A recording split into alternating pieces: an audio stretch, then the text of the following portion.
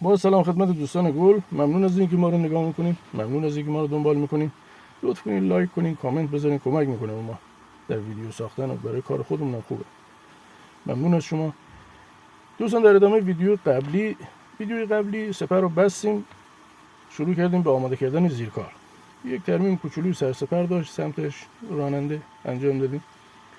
یک چند جاش خط و خش جاشون رو بتونه کردیم، بتونه سنگی شد، بتونه فوری شد. در ادامه گراف گرفتیم. گراف گرفتن دوستان مخصوص جاییه که شما نمیخواید اونجا رنگ پاشیده بشه.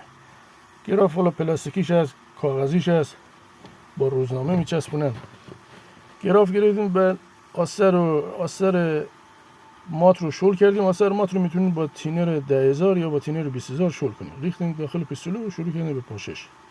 سعی کنین اون دو تا پاف اول رو به یک سطح جسم دیگه بپاشین که دستتون بیاد که چجوری الان شل آستر سفت میشه موقع پاشیدنش هست یا نه. ممنون از شما که ما رو دنبال میکنین، لطف میکنین. مرسی.